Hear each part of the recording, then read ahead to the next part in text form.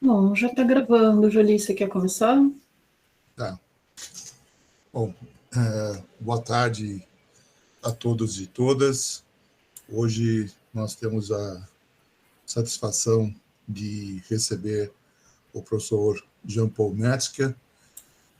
Jean-Paul é formado em Ciências Biológicas na USP, ele fez o doutorado dele na Universidade de Toulouse, na França, e retornou ao Brasil e foi, vamos dizer, um dos principais impulsionadores da área de ecologia de paisagem. Quando ele voltou, foi contratado pela Universidade de São Paulo, no Instituto de Biociências.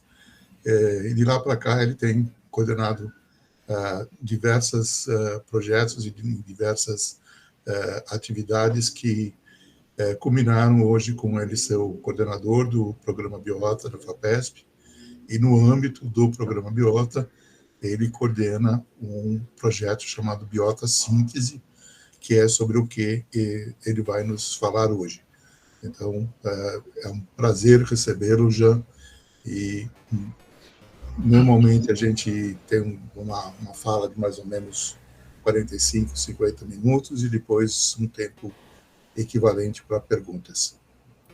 Tá bom? Muito obrigado, Jolie, muito obrigado a todos vocês, né, Gabriela, Emília, Luiz, né, que organiza a disciplina e fez o convite aqui para estar aqui. Eu vou falar um pouquinho, então, desse projeto Biota Síntese. Eu vou começar agora a compartilhar minha tela. E eu só peço para vocês confirmarem que eu vou deixar de ver vocês, né? Então, se vocês estão vendo tudo certinho. Vamos sim. Está tudo certo. Então, tá bom. Os slides estão em inglês. Eu utilizei umas palestras que eu fiz quando estava na França no ano passado, mas a ideia é apresentar um pouquinho esse projeto, né, que é um projeto da FAPESP, que chama Biota Síntese, que é uma iniciativa de pesquisa transdisciplinar, utilizando uma abordagem de síntese. Eu vou tentar explicar para vocês o que é transdisciplinaridade, o que é essa abordagem de síntese. Mas apenas o Jolie já me apresentou, mas como dizem que a gente sempre tem que dizer de onde vem a fala, né, da pessoa, do palestrante, né, de onde que a gente está falando. Então, como ele disse, a minha especialidade é a ecologia da paisagem. A ecologia da paisagem é uma disciplina que está aí na fronteira entre a geografia e a ecologia, na medida que a gente tenta entender como que padrões espaciais influenciam processos ecológicos, né? Então a gente trabalha muito com imagem de satélite, com fotos aéreas, tentando entender a estrutura da paisagem e compreender como se dá o funcionamento dos ecossistemas dentro dessas diferentes estruturas. E eu trabalhei muito com a questão de fragmentação, né, com essa subdivisão, desmatamento da Mata Atlântica e subdivisão dos remanescentes, e tentando entender como que essa questão do tamanho, do isolamento, da conectividade, do tipo de ambiente que tem no entorno dos fragmentos, influencia a conservação da biodiversidade.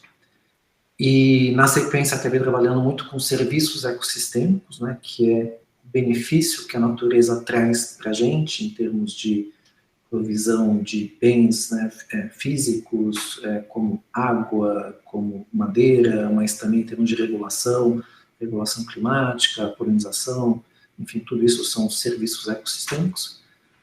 Enfim, trabalhando na Mata Atlântica, é muito importante a gente pensar não apenas em conservação, mas em recuperar, né, em restaurar essas florestas, e também tentando entender como que a gente consegue restaurar de uma forma mais eficiente, né, com planejamento espacial. E o que eu vou falar para vocês agora, acho que tem muito mais a ver com essa questão da interface entre ciência e política, né? Acho que a gente, na academia, a gente muitas vezes é criticado pelo fato da gente estar numa redoma, estar fazendo uma pesquisa que muitas vezes é motivada por uma curiosidade do pesquisador que está totalmente desassociada das necessidades, das demandas da sociedade. E essa nova linha de pesquisa, né, esse novo campo, né, enorme de pesquisa, que é a interface entre ciência e política, ela justamente permite tentar entender quais são essas aproximações, né, como que a gente aproxima a ciência para que ela tenha incidência na tomada de decisão, em particular na construção, na co-construção de política pública. E eu trabalho muito com essa questão de ciência de síntese e de nature-based solution, né, soluções baseadas na natureza, que eu vou apresentar para vocês. Fiz minha tese na França, sou docente da USP desde 1997, já faz um bom tempo. Fui vice-presidente da Associação Internacional de Ecologia da Paisagem. Enfim, tem um monte de coisa, mas vamos falar, assim, esse é o meu lugar de fala. Então, vamos falar desse projeto, né, que é o Biota Síntese, financiado pela FAPESP, que está sediado no Instituto de Estudos Avançados da USP, e que é uma parceria com o governo do Estado de São Paulo para a construção de soluções baseadas na natureza, que eu vou explicar o que é, mas que é um projeto que está aí já há 2 anos andando, é um projeto de 5 anos, que é coordenado por mim, pela parte da academia, e pelo Rafael Chaves, aí está irado, né, pela Secretaria de Infraestrutura, Logística e Meio Ambiente. Enfim, então é um projeto de 5 anos que está começando, e o que eu quero contar para vocês, primeiro, o que é o projeto, depois, quais são os grupos de trabalhos, né, o que a gente está fazendo, e quais são esses grandes desafios, e pensando muito, assim, nessa questão da gente olhar para a pesquisa, não apenas por o impacto acadêmico dessa pesquisa, mas olhar também para essa pesquisa em como que ela impacta a sociedade, né? Como que ela promove mudanças de pensamento, de ações, de comportamentos, né? Que é o que a gente chama de impacto societal. Então, o Biota Síntese está justamente tentando entender como que a gente faz uma ciência com maior impacto societal. Bom, primeira parte aqui da palestra, vamos falar um pouquinho do projeto. Eu situaria, né, eu gosto dessa figura daqui, uma figura aí de 2018, onde ele mostra que para a gente fazer uma política embasada em conhecimento, a gente tem que lidar com 2 lacunas, né?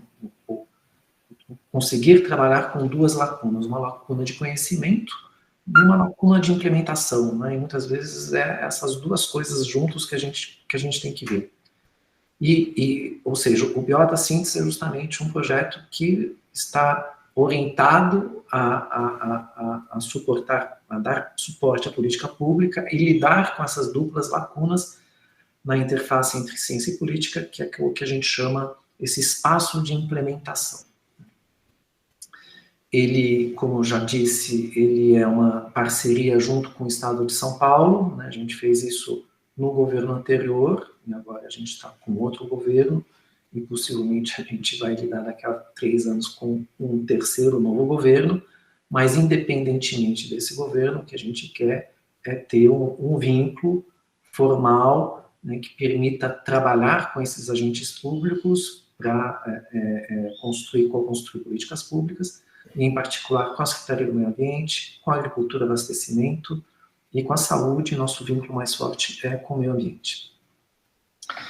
E, enfim, Biota Síntese, o nome já diz um pouco do que a gente trata, né? O biota se refere ao fato da gente querer lidar com desafios societais através de soluções baseadas na natureza. Então, o que são essas soluções baseadas na natureza? Elas são soluções que se utilizam da natureza, bem utilitarista, mas, enfim, se beneficia, digamos, de processos, de serviços ecossistêmicos para lidar com esses desafios societais e com o objetivo duplo, isso é muito importante, tanto de promover bem-estar humano, quanto conservação da biodiversidade. Então, a gente tem que ter esse duplo benefício, isso é muito importante, né, que é olhando para o homem, um pouco mais utilitário, mas também olhando para os outros organismos. Eu não vou falar natureza, porque a natureza engloba tudo. E isso abrange, né, engloba um conjunto de ação muito amplo, desde proteção, conservação, uso sustentável, restauração, né? Então, muitas pessoas dizem que o termo soluções baseadas na natureza é um termo guarda-chuva e que está sendo utilizado assim para resolver todos os problemas, para resolver todos os problemas, mas a gente tem que lembrar que tem que ter esse duplo benefício para as pessoas e para os outros organismos, e que ele precisa ser co-construído e que tem que ser que tem que ter um bom custo, uma boa relação de custo e efetividade. Não vou entrar muito nesse assunto, dá para falar um monte sobre soluções baseadas na natureza, mas enfim, esse é o foco, né, tentar fazer políticas públicas que promovam essas soluções baseadas na natureza. E como que a gente quer fazer isso? Através de uma abordagem de síntese. Então, a síntese, a ciência de síntese, é uma forma de você produzir conhecimento a partir de dados que já existem. Então, a gente trabalha com bancos de dados ambientais, de saúde, de agrícola, IBGE, em termos socioeconômicos, mas, enfim, a ideia é trabalhar com conjuntos de dados que já existem, né? A gente não vai coletar novos dados, mas o que a gente quer fazer é uma reanálise, uma readequação, enfim, a gente quer olhar novamente para esse conjunto de dados, concatenar, né, combinar dados de formas que outras pessoas não tinham feito, para resolver um determinado problema, que pode ser aplicado, como é no nosso caso, mas pode ser também teórico, pode ser metodológico. Né? Então, e como que isso é feito? Isso é feito a partir de grupos de trabalho, né, grupos de síntese, working groups, onde são grupos heterogêneos, que devem ter pessoas de diferentes vertentes acadêmicas, de diferentes momentos da carreira, mais sênior, mais júnior, tem que ter balanço de gênero, enfim, a ideia é ter grupos heterogêneos, porque a gente sabe que essa heterogeneidade é extremamente importante para a gente potencializar ideias novas, né? E que esse grupo trabalhe de uma forma colaborativa, olhando para os lados, né, saindo da sua caixinha, né, da sua zona de conforto, né, olhando lateralmente, de forma associativa, para fazer o que a gente chama aí de pensamento criativo. Né? Então, a gente acredita que esses grupos heterogêneos são capazes de olhar esses conjuntos de bancos de dados de uma forma nova, né, que grupos individuais não fariam, e a partir daí criar novos conhecimentos ou novas soluções para problemas societais e fazer promover essa ciência transformativa na interface entre ciência e política. Então, essa é a abordagem de síntese. Então, a gente utiliza a abordagem de síntese para planejar soluções baseadas na natureza em 4 grandes temáticas, né? Uma primeira que é pensar como que a gente usa essas soluções baseadas na natureza para ter uma agricultura mais sustentável, né, através da polinização, do controle de praga, através de serviços ecossistêmicos. Como que a gente consegue planejar a restauração florestal dentro do estado de São Paulo e promover uma economia de base florestal, né, pensar que a floresta é uma forma da gente estimular uma economia verde, digamos assim. Como que a gente também consegue utilizar essas soluções baseadas na natureza para lidar, ou para tentar bloquear, né, o espalhamento de doenças zoonóticas, né, que eu acho que é uma emergência muito importante na atualidade.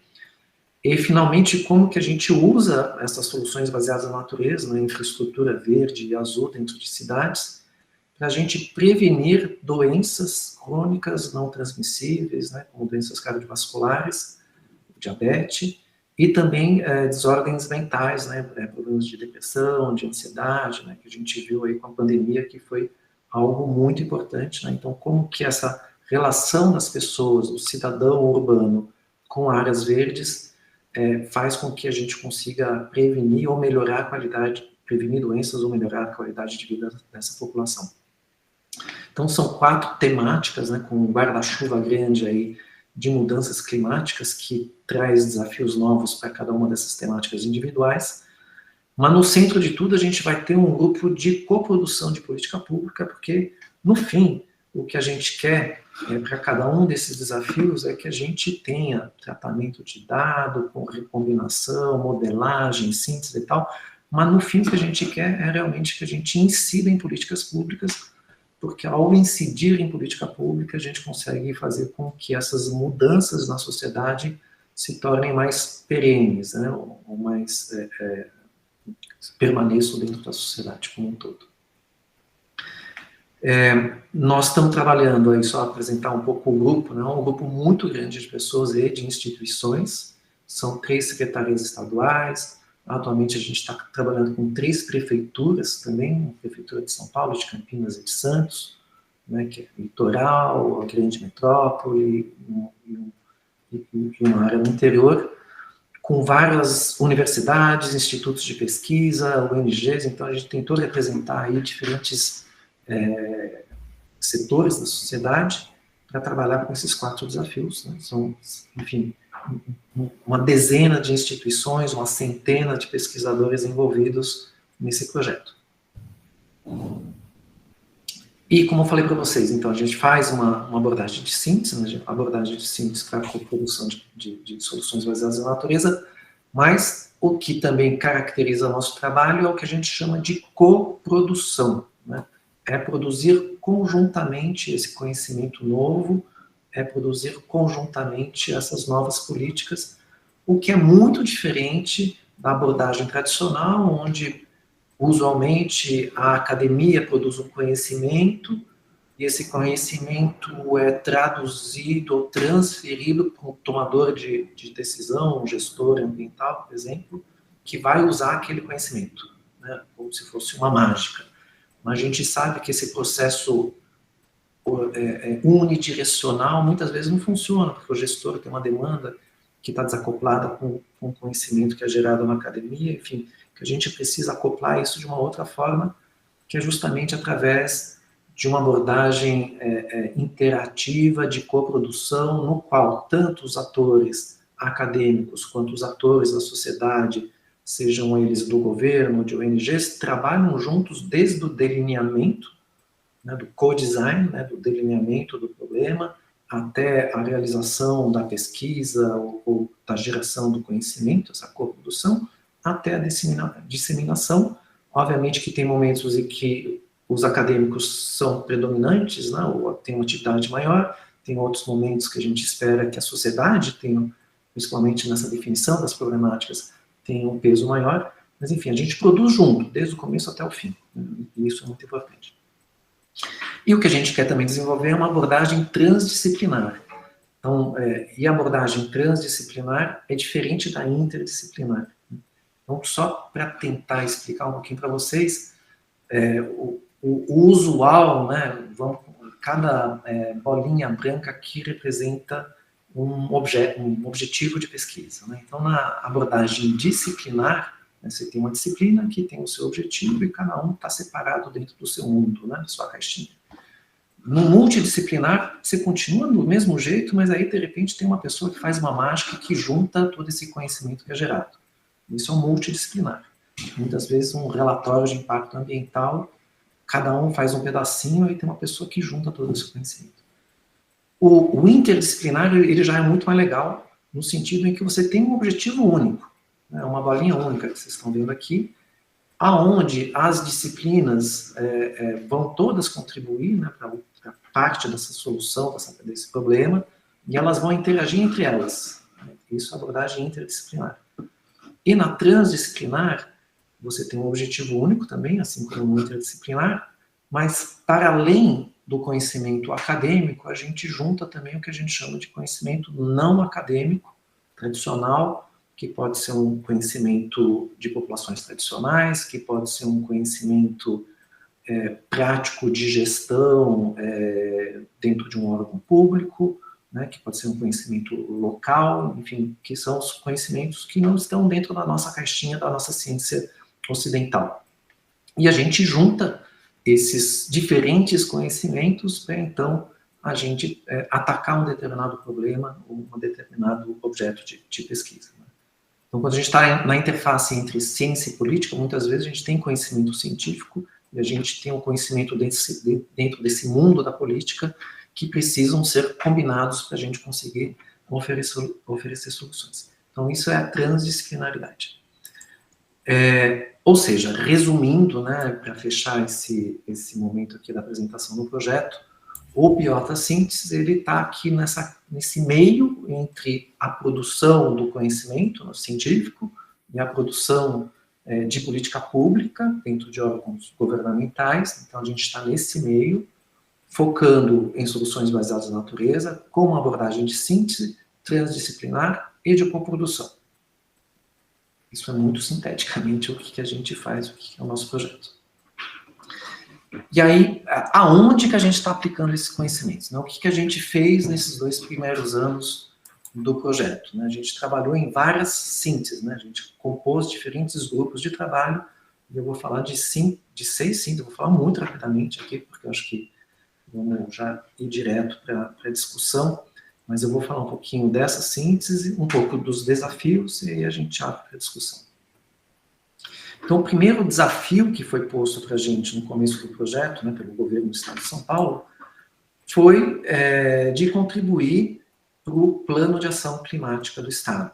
Né? Isso foi em 2022, a gente tinha a COP do Egito, a COP do clima no Egito no final do ano, e era o governo estadual passado, e eles queriam muito apresentar uma proposta, né, de como que o Estado de São Paulo iria contribuir para essas 2 campanhas, né, Race to Zero e Race to Resilience. Né? Então, Race to Zero é basicamente como que o Estado de São Paulo vai zerar as suas emissões de carbono. Né? Zerar não quer dizer que não vai emitir, mas sim que ele vai tentar capturar tanto quanto emite. E o Race to Resilience é como que a gente torna o nosso ambiente mais resiliente às mudanças climáticas, e ele tem muito a ver não com a mitigação, mas com a adaptação às mudanças climáticas, visto que já emitimos um monte de gás carbônico, né, um monte de gás de efeito estufa, e que mesmo que a gente zere as nossas emissões atualmente, a gente vai ter que lidar, e como a gente está vendo, né, no Rio Grande do Sul atualmente, a gente vai ter que lidar com mudanças climáticas, e a gente precisa adaptar os nossos sistemas para que eles sejam mais resilientes a essas mudanças, né, esses eventos extremos que a gente está vendo. E uma dos principais objetivos, né, desse plano de ação climática do Estado de São Paulo era, para além de reduzir as emissões, era de como que a gente consegue capturar mais carbono. E isso vai ser feito através, ou se planeja fazer, através do plantio, né, do reflorestamento com espécies nativas, de 1,5 milhão de hectares de florestas no estado de São Paulo até 2050, que é um objetivo muito ambicioso. Então, basicamente, o que eles pediram para a gente pesquisadores, né, grupo todo, né, porque pesquisadores de várias instituições, junto com as pessoas do governo, de ONGs, como que a gente consegue, de fato, chegar nessa marca, né, nessa meta, né, de restaurar 1,5 milhão de hectares até 2050. Então, esse foi o nosso objeto. Não vou entrar no detalhe, né, a gente fez todo um relatório sobre isso, mas esse foi uma das primeiras demandas que a gente teve. Associada a essa primeira demanda, a gente teve uma outra demanda, né, que está em curso atualmente, que é de preparar o estado de São Paulo para o mercado de carbono. A gente sabe que esse mercado de carbono é um mercado bilionário, e que o Brasil, né, por ser um país tropical, onde as florestas crescem muito rapidamente, ele é um polo muito importante, né, uma Arábia Saudita desse potencial futuro mercado de carbono. Né? E tudo isso precisa ser regulamentado. Né? Então, uma outra demanda, né, que a gente está trabalhando atualmente é entender um pouco como que o estado de São Paulo entra dentro desse mercado de carbono, visto que as terras dentro do estado de São Paulo são muito caras, né? Então, possivelmente a gente perde competitividade com outras regiões do norte e nordeste, onde o valor da terra é mais barato e aonde possivelmente é menos custoso fazer reflorestamento. Mas, enfim, como que a gente consegue promover um reflorestamento de espécies nativas dentro do estado de São Paulo? Né? Como que a gente consegue ser competitivo, oferecendo, quem sabe, outras vantagens em termos de benefício societais ou de biodiversidade. Então, é um estudo de entender assim, como tornar o estado de São Paulo atrativo dentro desse mercado, de entender qual que é o estoque de carbono que existe, qual que é o potencial, né, onde que a gente consegue aumentar mais, né, geograficamente, onde que tem um potencial maior de aumento desse estoque de carbono, e onde que tem os riscos de perda, né, porque não adianta nada você reflorestar se a gente sabe que existe uma região com pressões muito importantes que podem levar à perda, né, ao desmatamento da área restaurada em um prazo muito curto. Então, tudo isso foi objeto também de uma segunda síntese. A terceira síntese que eu vou apresentar aqui, ele tem a ver com o fato que eu acho que existe um espaço muito grande, né? O mercado de carbono está muito em voga, mas existe um espaço muito grande para a gente trabalhar com outros mercados, né? Em particular o mercado da polinização, e a gente também está falando agora de um mercado de biodiversidade, né? Mas o mercado da polinização, ele é atraente pelo fato da gente conseguir estimar o valor da polinização em termos de aumento de produtividade e aí em termos financeiros.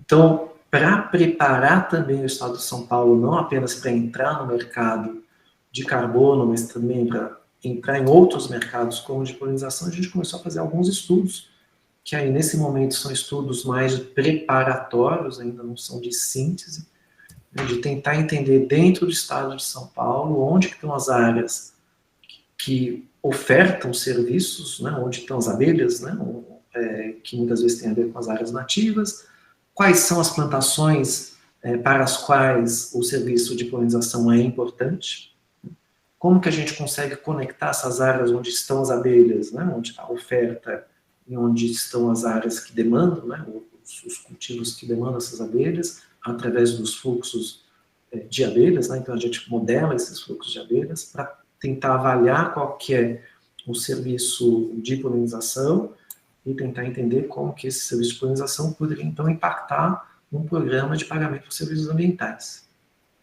Isso, enfim, cada um desses desafios, eles estão sendo liderados por pessoas distintas, né?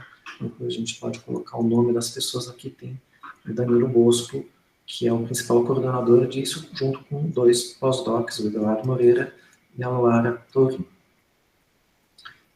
Avançando um pouquinho agora para a área urbana, né, que a gente está tentando entender também um outro grupo de pessoas, tentar entender como que a gente consegue planejar soluções baseadas na natureza em áreas urbanas, focadas tanto para adaptação climática, né, por exemplo, para lidar com essa questão de ilhas de calor, ou de aquecimento, né, que estão impactando muito a saúde das pessoas em áreas urbanas, e como tudo isso afeta o nosso bem-estar e a nossa saúde. Então, aqui também a gente trabalha com pessoas de diferentes áreas, da arquitetura, da saúde, da medicina, da Faculdade de Saúde Pública, o pessoal das geociências que trabalha com modelos climáticos, e a ideia é entender, enfim, como que a gente consegue fazer redes de soluções baseadas na natureza, que vão competir com soluções que não são baseadas na natureza, né, que a gente chama de soluções de infraestrutura cinza, né, por exemplo, para lidar com enchentes, muitas vezes a solução cinza é um piscinão, e a solução baseada na natureza é trabalhar com jardins de chuva, com biovaletas, enfim, de ter dos parques de esponjas, né? Então, para a gente conseguir valorizar essas soluções baseadas na natureza e comparar isso com as soluções cinzas, né? A gente precisa entender os co-benefícios, né? Valorizar esses co-benefícios. Então, toda a pesquisa que está sendo feita dentro desse grupo é justamente nesse sentido, né, de valorizar os benefícios, de ter os indicadores para medir esses benefícios, de olhar para o que as prefeituras já estão fazendo, porque muitas prefeituras já estão fazendo, e através de um storytelling, né, de você entender essa narrativa e ver como que a gente acopla, né, esse conhecimento não acadêmico com o conhecimento acadêmico de soluções baseadas na natureza, e finalmente para chegar nessa questão da valoração e quem sabe, do estímulo de soluções baseadas na natureza através de programas de pagamento por serviços ambientais. Com doenças zoonóticas, né, que é outro desafio muito importante, a gente está num momento agora mais de entender a literatura de como que a gente consegue, para diferentes doenças, avaliar o risco zoonótico, né, e esse risco, ele é uma combinação de 3 fatores, é uma combinação do que a gente chama de hazard, né, que é o perigo, né, que muitas vezes tem a ver com aonde estão os vetores infecciosos, né, por exemplo, no Aedes aegypti, que é a modelagem de onde está o Aedes aegypti, que vai nos permitir entender os perigos relacionados à dengue, à zika, à chikungunya, possivelmente até a febre amarela em algum momento, mas isso é uma parte, né? Muitas vezes as pessoas se limitam a olhar para isso, mas para além do perigo, a gente tem que ver a exposição, né? Onde estão as pessoas que vão estar expostas, quem são essas pessoas,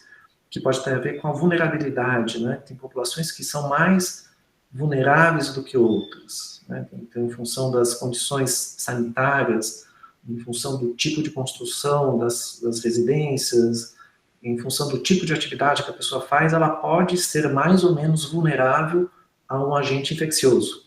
Então, é uma combinação desse perigo, do hazard, da exposição e da vulnerabilidade que a gente tem o risco. Então, e é isso que a gente quer tentar entender, né, quais são os indicadores desses diferentes componentes, né, do perigo, da exposição e da vulnerabilidade para diferentes doenças. Aqui a gente está acabando um artigo aí com 38 doenças, onde a gente consegue indicadores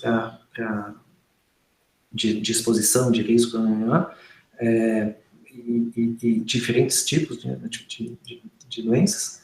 Mas o foco nosso, e isso a gente pensou antes de ter esse surto de dengue, mas é de tentar entender um pouco melhor essa questão do Aedes aegypti, que tem se tornado realmente um agente muito perigoso para o nosso bem-estar, e como que as soluções baseadas na natureza, como que a natureza dentro de cidades pode ser um aliado ou não para conter esses surtos de doenças transmitidas pelo Aedes aegypti.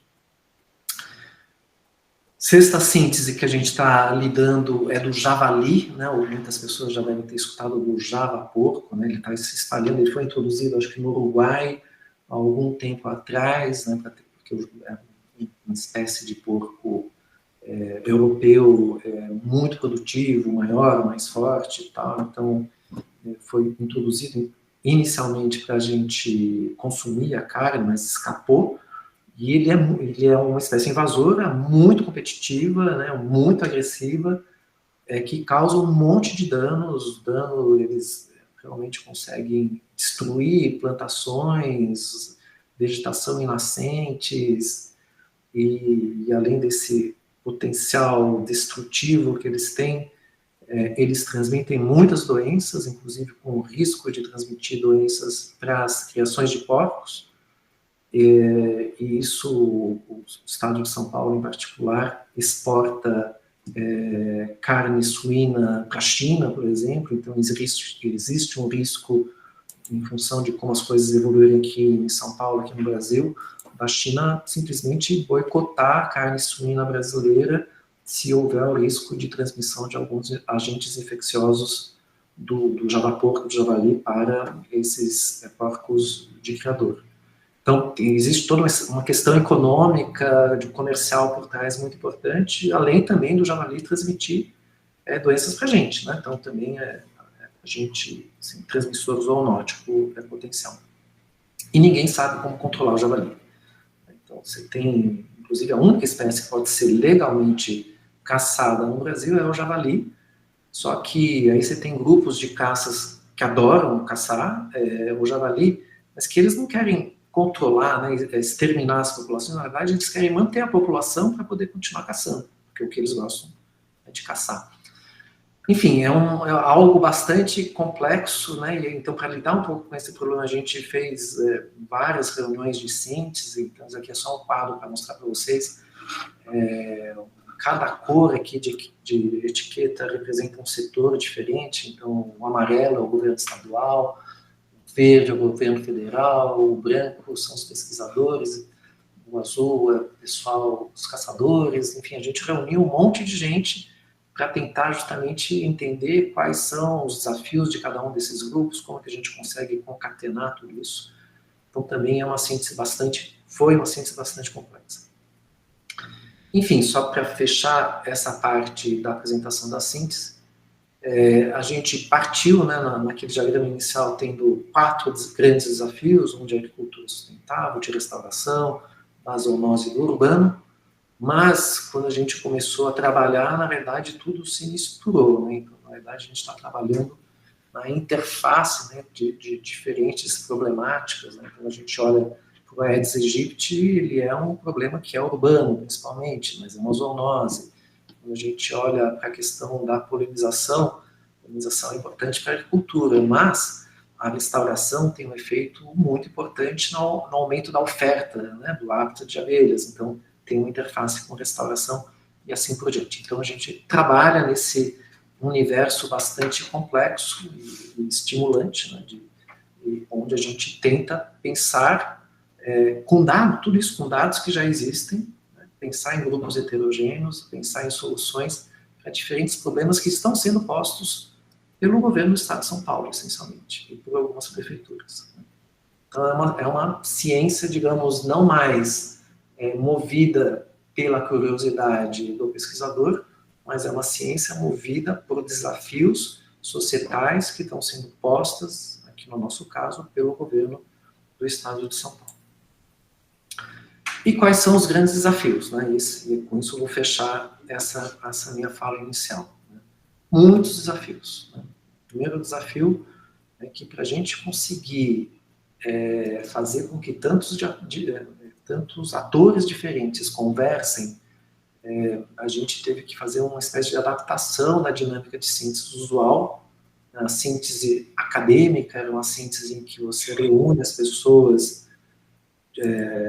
de forma imersiva durante 5 dias, né, uma intensidade de discussão muito grande num período curto, de 5 dias, e a partir daí surgem 10 mil ideias que dão tema de pesquisa de 6 meses, 1 ano.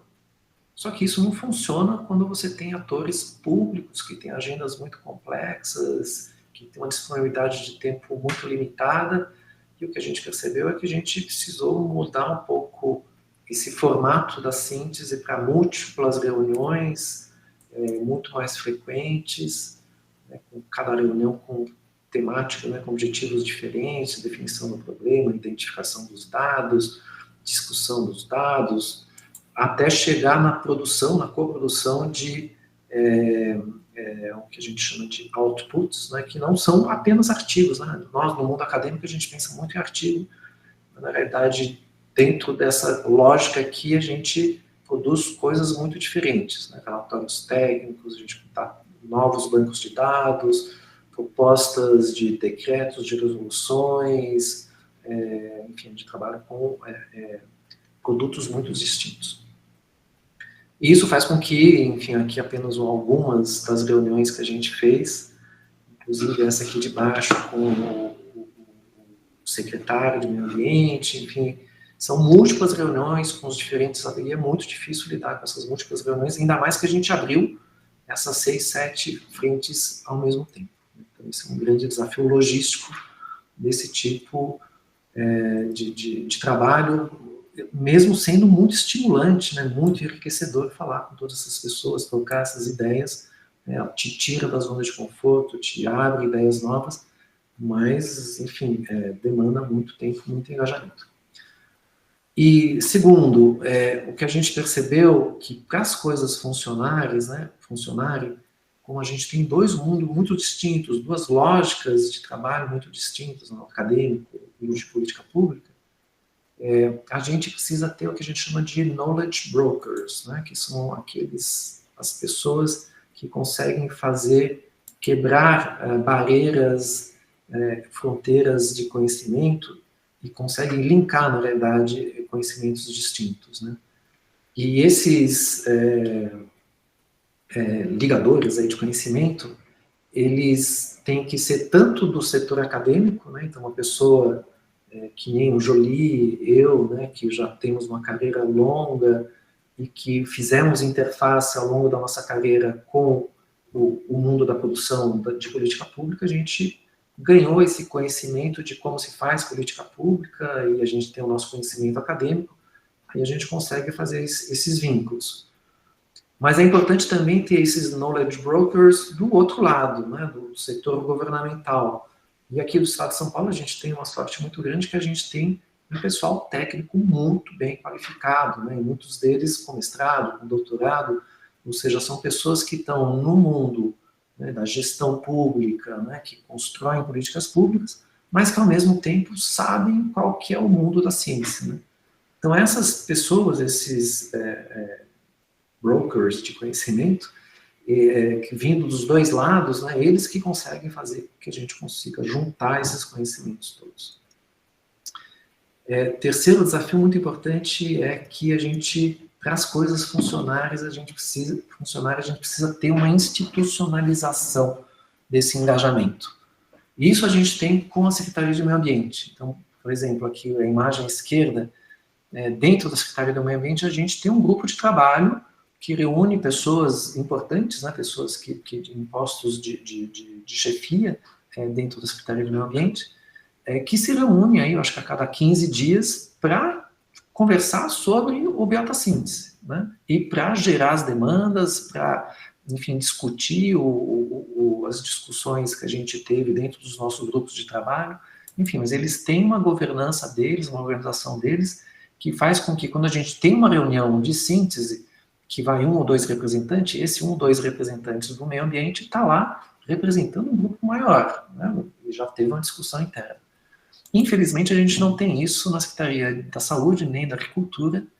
Na saúde, a gente teve o estabelecimento, no começo, aí, de um grupo de One Earth, de One Health, desculpa, que parecia ser um embrião, né, de uma estruturação de alguma coisa interessante, mas que acabou não andando para frente. E na Secretaria da Agricultura, na realidade, com a mudança de governo, a gente perdeu um pouco o pé, perdeu espaço nesse setor. E junto com, então, esse era o desafio da institucionalização. Junto com esse desafio, a gente tem um outro, que é de alinhamento político. Então, só para falar para vocês, a gente começou a discutir esse projeto em 2019, antes da pandemia. A gente submeteu isso em maio de 2020, bem no comecinho da pandemia. Então, o projeto foi concebido lá atrás, né, no momento que a gente tinha outros governantes, um mundo pré-pandemia, uma outra realidade. E o projeto só foi aprovado no final de 2020, mas só conseguiu ter assinatura de todo mundo, convênio muito complicado ser assinado no final de 2021, e a gente começou em fevereiro de 2022, ou seja, praticamente 2 anos depois que a gente planejou, né, o projeto. Né.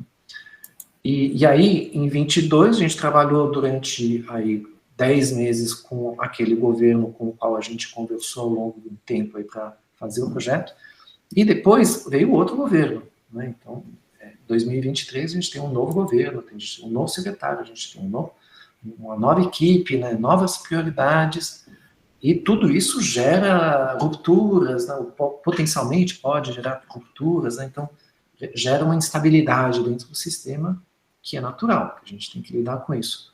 Mas, só para mostrar como isso pode ser impactante, né? No caso da síntese do javali, que a gente tinha reunido esse grupo amplo, que falei, governo estadual, federal, institutos de pesquisas aqui, os caçadores, empresas privadas e tal. A gente reuniu todas essas pessoas, começou uma discussão, aí chegou, mudou o governo, a Secretaria da Cultura falou assim, não quero mais trabalhar com vocês, não interessa mais. E simplesmente abortou o nosso trabalho. Né? Então, para mostrar para vocês como que esse alinhamento político é muito importante e tem os seus riscos, né, de ter rupturas. Outro desafio importante é a questão, e isso realmente é muito importante, é uma mudança de cultura. Né? Quando a gente fala dessa interface ciência-política, a visão tradicional é que de um lado se produz conhecimento, do outro lado se usa o conhecimento. Né? E como eu já falei no começo, não é bem assim que acontece. Né? As coisas, assim, quem usa o conhecimento, ele pode demandar uma coisa que não está sendo produzida. E quem produz o conhecimento, acha que tudo que ele faz é muito importante, que basta fazer o conhecimento que ele vai ser utilizado. Também não é assim que funciona.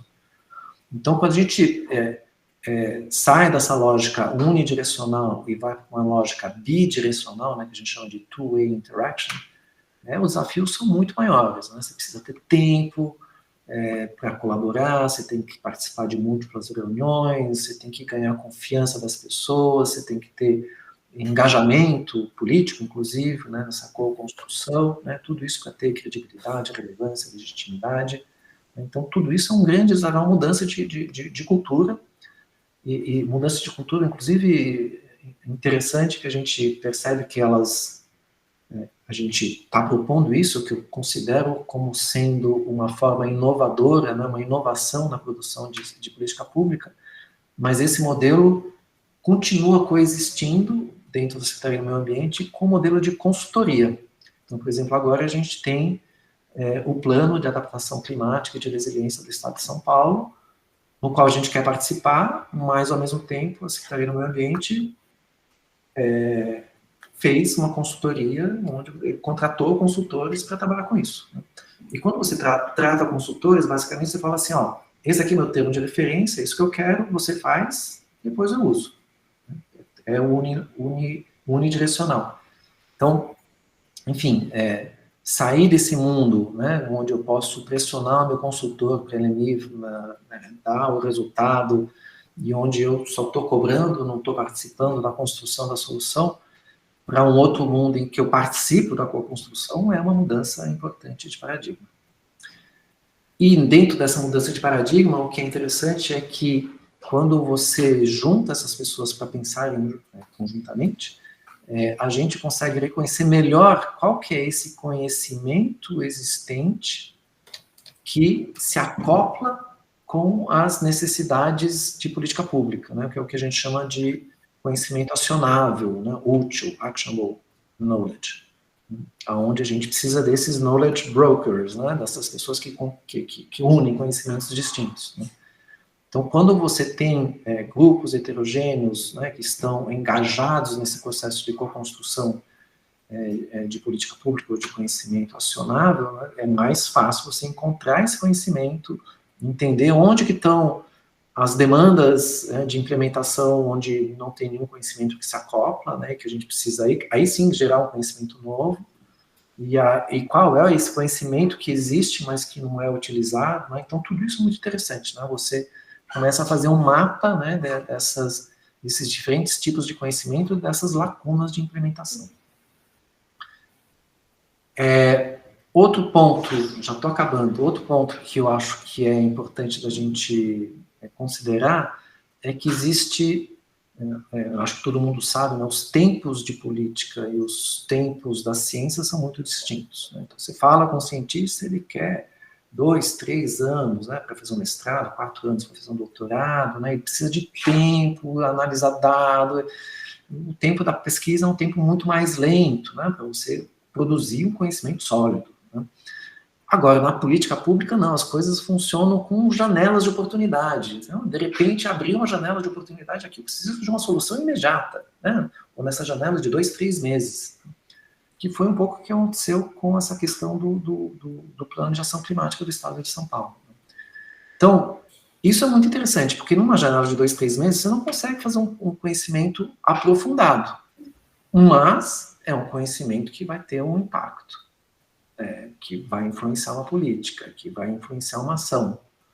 Mesmo ele não sendo o conhecimento melhor do mundo, mas ele vai ter muito mais impacto do que aquele conhecimento fantástico que é produzido, mas que chega muito tarde dentro da janela de oportunidade política. E o exemplo, né, do Plano de Ação Climática é interessante, porque assim, eles nos deram uma janela de 3 meses para produzir um documento.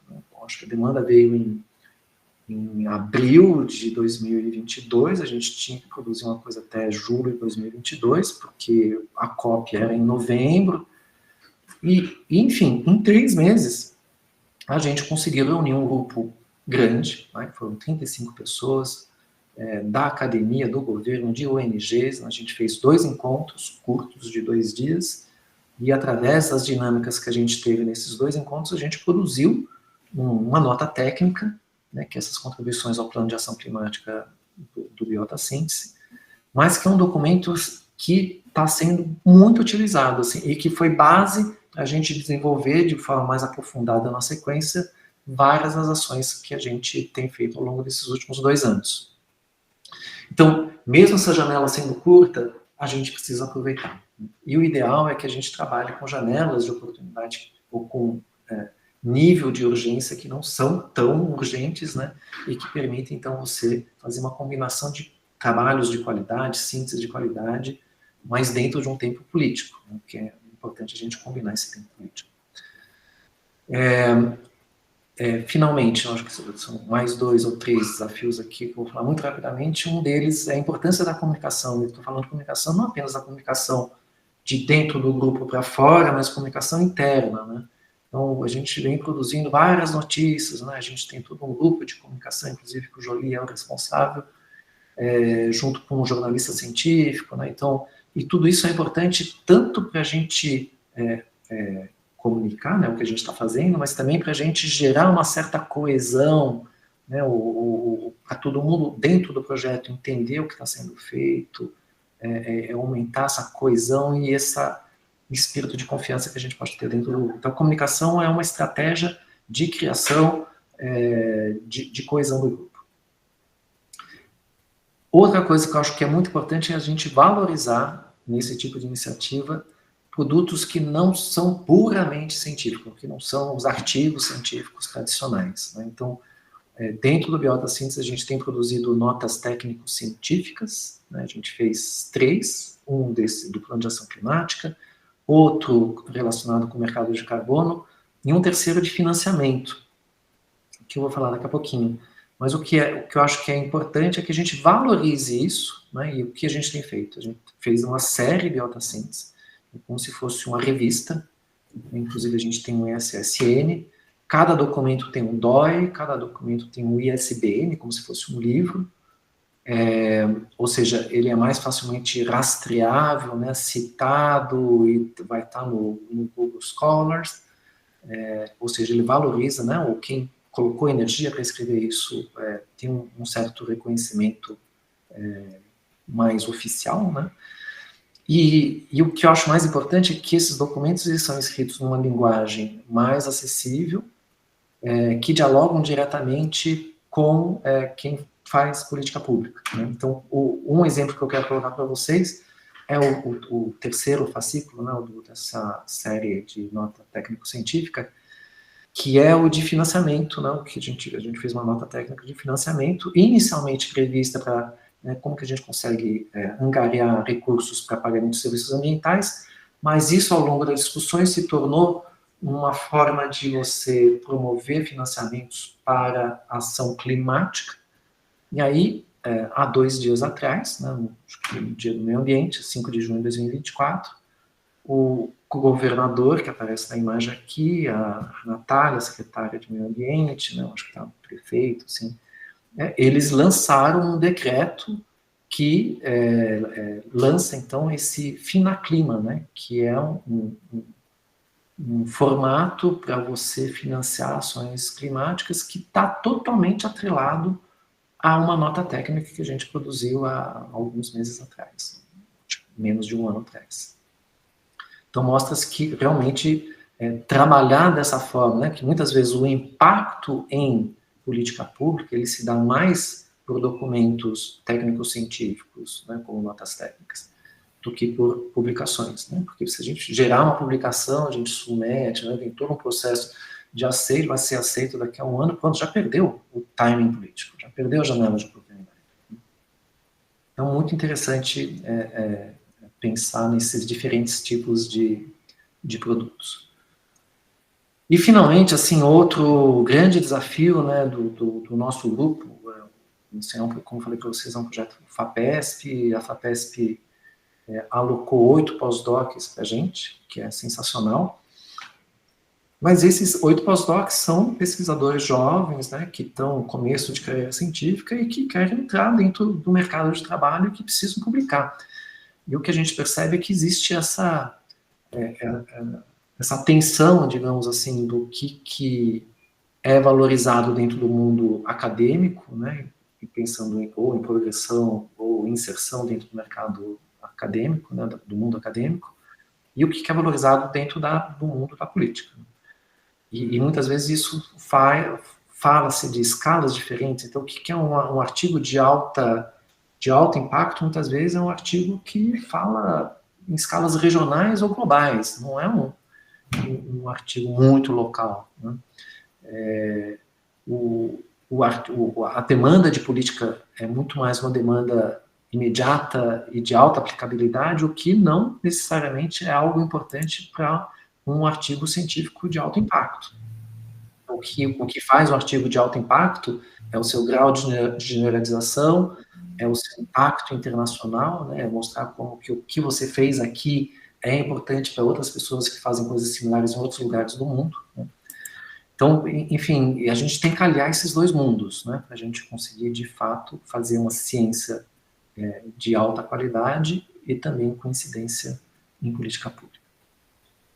E, finalmente, enfim, isso aqui é um timeline, né, um pouco uma linha do tempo do que a gente fez desde 2021 até 2024, mostrando as nossas diferentes ações e mostrando, não vou entrar no detalhe aqui, esse é o meu último slide, mas mostrando para vocês que ao longo do tempo a gente vem aprendendo coisas, né? A gente tem aprendizagens, né, de como se fazer uma síntese transdisciplinar, como se fazer uma coprodução, né, dentro desse ambiente de síntese, e enfim, todo esse conhecimento, né, do como fazer, a gente está colocando isso num artigo, né, que eu estou acabando de escrever, que eu espero submeter semana que vem, mas enfim, eu acho que é para vocês, né, que estão me escutando aqui, possivelmente que são de áreas muito distintas, mas que é uma outra forma de você produzir conhecimento, um conhecimento usável, acionável, um conhecimento ligado com demandas de política pública, que é importante, que acho que a gente precisa valorizar, tanto quanto a gente valoriza aquele conhecimento acadêmico tradicional. Eu acho que uma coisa não substitui a outra, mas as duas coisas devem coexistir dentro da universidade.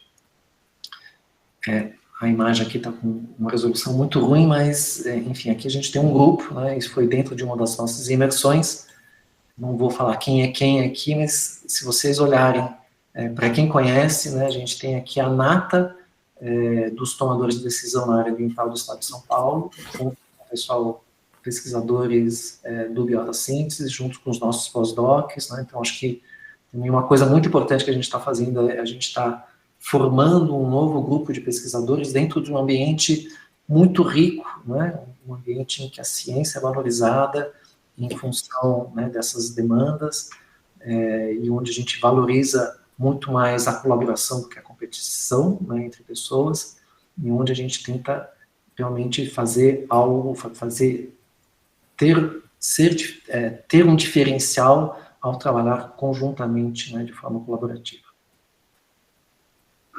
Muito bem, acho que com isso eu acabei a minha apresentação, eu espero que vocês estejam vivos do outro lado da tela. Jolie, você quer conduzir as perguntas? Tá. Obrigada, Jean. Bom, a gente geralmente abre para os alunos, mas os alunos demoram a se manifestar, então acho que eu mesma vou começar. Que, na verdade, assim, bom, muito obrigada pela apresentação, bem interessante o trabalho de vocês estão atacando, né, várias coisas simultaneamente aí, mas eu queria pegar por uma dessas coisas últimas que você falou, sobre a diferença de tempo, né, das políticas públicas e da produção de conhecimento científico, que eu não sou da área, certo, ambiental, mas eu, obviamente, estou aqui porque estou meio desesperada com o assunto já faz um tempo, e aí a impressão que eu tenho, às vezes, é que o conhecimento acadêmico está devagar demais, a gente precisa agir mais. Não é que o conhecimento não possa ser produzido, então eu queria que você discutisse um pouco isso, se por um lado não é bom que essas políticas públicas tenham essa urgência, porque o assunto é urgente, né? A questão ambiental atualmente me parece urgente em quase todos os seus aspectos, mas principalmente, né, obviamente a gente tem a emergência climática, mas toda a questão da poluição e perda de biodiversidade e tal, então eu queria que você discutisse um pouco isso, por favor. Então, essa é uma questão recorrente dentro das nossas discussões internas, né? E o que a gente percebe é o seguinte, a gente precisa dar a resposta dentro daquele momento político, né? Senão a gente perde a oportunidade. Só que, ao comunicar o conhecimento que a gente tem naquele momento, a gente tem que comunicar também todas as incertezas, né, o potencial erro, as limitações daquele dado. Então, colocar um exemplo do dado de biomassa, quando eu falei um pouco do mercado de carbono, né? Então, existia uma urgência que a gente produzisse um mapa com o estoque de carbono do estado de São Paulo e com o potencial de aumento desse estoque de carbono. E a janela, sim, a demanda era para um prazo muito curto, era tipo 2, 3 meses também. Com 2, 3 meses, a única coisa que a gente conseguia fazer era fazer um compilado do que já existia. E o que já existe está cheio de falha, está cheio de problema, muitas vezes são dados em escalas globais, né, com resolução muito fraca, mas, ao mesmo tempo, a gente tem um projeto temático financiado pela FAPESP, já está, acho que chegando no final, já são 4, 5 anos, aonde eles têm centenas de parcelas espalhadas por todo o estado de São Paulo, com levantamento de campo detalhado em diferentes tipos de florestas secundárias, ligados isso ao LiDAR, né, com imagens laser, com um potencial enorme de você ter um dado muito mais preciso. Só que a análise de tudo isso ia demorar 1 ano. Então, assim, aí ficou, não, mas eu vou gastar 2, 3 meses compilando o que já existe, sendo que, se esperar mais um pouquinho, eu consigo ter um dado muito melhor. Mas não foi isso que aconteceu. Então, a gente fez um compilado do que já existe, a gente informou as incertezas, os erros associados, né, o risco de tomada de decisão com um dado imperfeito, que tem um risco grande, né, de você incentivar a restauração aonde não é o ideal para você incentivar a restauração. Mas, enfim, era o dado que era necessário naquele momento. Assim, eu acho que o mais importante é que a gente deixe, né, esse dado disponível, mas comunicando as incertezas e os riscos. E dizendo, daqui a algum tempo, daqui a alguns meses, a gente vai prover um dado melhor. Mas eu acho que é um pouco isso, Gabriel. Eu acho que não existe um cenário ótimo, né? O tempo da pesquisa é um tempo mais lento, muito mais lento que o tempo da tomada de decisão em órgão público. E o que está muito claro é que se a gente insistir em não divulgar o dado, eles vão trabalhar de qualquer jeito com algum tipo de dado. Né? A gente perde o bonde. A gente perde a possibilidade de ter algum tipo de influência naquele processo político. Que difícil, né? Realmente. Luiz.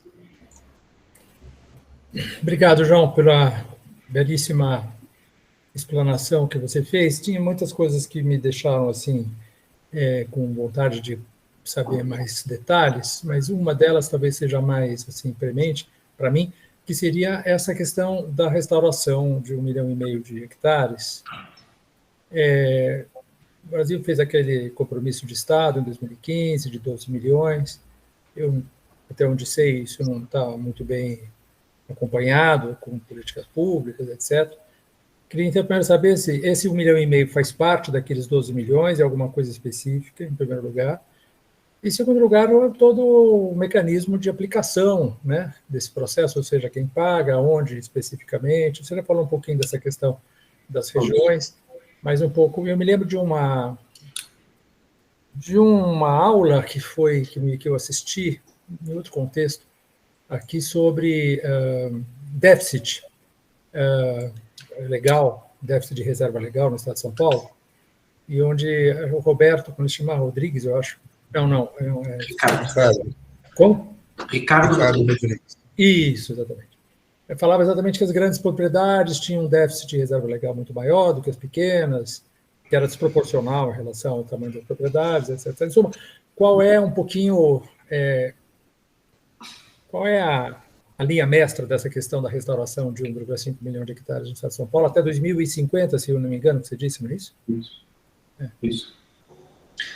Bom, primeiro, o Plano AVEG, né, que foi aquele plano de revegetação, né, com vegetação nativa, que foi produzido, acho que era governo Lula ainda, né? Sim.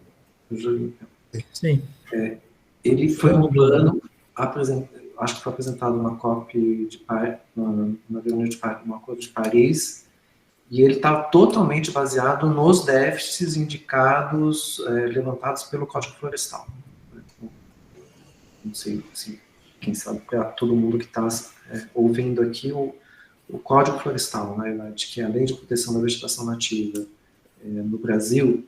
A gente tinha um código de 1965 que foi revisto em 2012. Essa revisão levou um conjunto de anistia, mas também trouxe algumas coisas boas, como a possibilidade de você ter um acompanhamento melhor, assim, de quais são os déficits, porque agora todos os proprietários rurais precisam declarar o Cadastro Ambiental Rural, né, o CAR. É declaratório, mas enfim, a gente já está no processo avançado. Mas o que faz com que a gente consiga entender agora qual que é o estado aproximado, né, uma boa aproximação de quais são os déficits e quais são os ativos, né, ou seja, a gente tem áreas que podem legalmente serem desmatadas, né, ou perdidas, né, ou de vegetação nativa. Mas enfim, e aí quando foi feito esse levantamento, assim, havia já uma boa ideia, que era mais ou menos, acho que 12 milhões de hectares, né, no Brasil como um todo. Uhum. E esse 1,5 milhão que o Estado de São Paulo está colocando, em parte está atrelado a isso, né?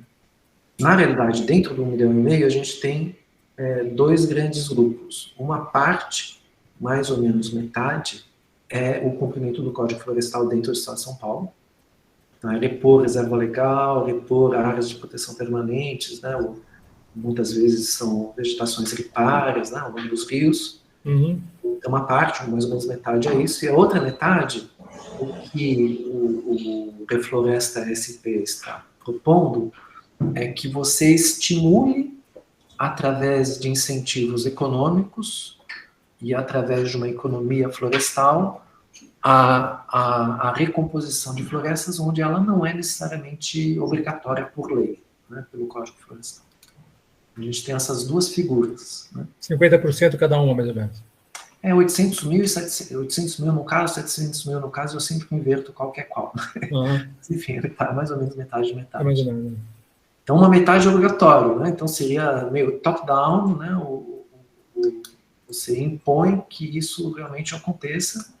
De fato, isso está muito concentrado, né? Então, os grandes proprietários acumulam uma parcela importante do déficit, o que, do ponto de vista operacional, é interessante porque você, trabalhando com poucos grandes proprietários, você já resolve, né, em termos de política pública, você já resolveria uma boa parcela do déficit. Mas, obviamente, que trabalhar com os pequenos proprietários é mais complicado, muitas vezes porque eles não têm os meios para bancar essa restauração, aí a gente tem que entender outros mecanismos. Entre esses outros mecanismos poderia estar o crédito de carbono, né, ou os pagamentos por serviços ambientais. Na verdade, o crédito de carbono você precisa ganhar escala, são grandes extensões, tal. Mas o grande desafio é esse, né? Então, primeiro, implementar o Código Florestal dentro do Estado de São Paulo, com políticas que sejam distintas para os grandes proprietários e para os pequenos médios. E dois, como que você consegue valorizar o uso econômico, né, de espécies nativas arbóreas ou de outros produtos não florestais que são gerados através da restauração. E como que, através desse uso econômico dessas novas florestas, a gente consegue estimular a restauração para além do que legalmente é obrigatório. E a restauração segue um critério ecológico, tal, não é simplesmente, vamos dizer, plantar eucalipto, digamos. A restauração, e aí a gente tem vários critérios de diversidade com as espécies que sejam nativas daquele local, né, que tem um mínimo, e aí tem toda uma regulamentação estadual, né, que direciona, digamos, o que é essa restauração. Muito bom. Obrigado. Eu falo tudo isso, mas que parece simples, mas não é nada simples. Se fosse simples, já estaria feito já há algum tempo. Me parece que sim, de fato. Obrigado, Luiz. Emília? Emília. Já primeiro, muito grata, né? Essa apresentação foi muito agradável de assistir.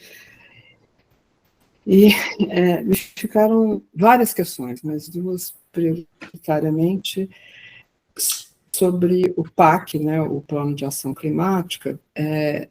Primeira vez que eu li, eu falei, nossa, esse negócio não é consultoria, isso tem uma outra cara. Porque a gente, é muito distinto quando uma coisa é de consultoria e quando não é. Mas o PAC teve um longo período de consulta pública. Como é que vocês lidaram com isso nessa construção? Porque a consulta pública é uma coisa que é de mão única, né? Você fica ali online, você escreve o que você bem entende, você não tem retorno, você às vezes nem entende direito o que as pessoas... Então, quando elas colocam ali, tem gente que vê o canal da consulta pública como o único lugar que eu tenho literalmente para vomitar uma demanda que eu nem conheço direito o que é e fica aquilo sem retorno. Como lidar com isso, né? Como é que vocês lidaram com isso no PAC? E a outra questão, já que é um grupo de pesquisa que está na base disso, e pesquisadores do quilate seu, o Biota Síntese, ele consegue pautar novos editais na FAPESP, ele tem essa capacidade, porque sempre me preocupa muito que a gente tenta fazer essas coisas meio que em paralelo, né? E a FAPESP continua caminhando por conta própria, né? É possível? Você acha que vocês conseguem pautar a FAPESP? Porque quando a gente está trabalhando com novos pós-docs, isso que você falou sobre eles é a realidade, né?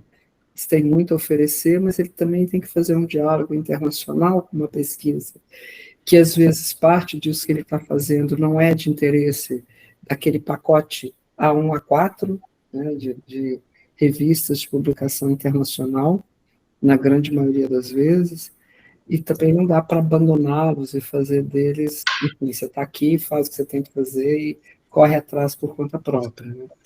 Mas os editais da FAPESP, se eles olhassem para esses resultados, talvez a gente conseguisse fazer um pouco a diferença disso, de ter as duas coisas, conseguir consolidar essas coisas de uma forma diferente.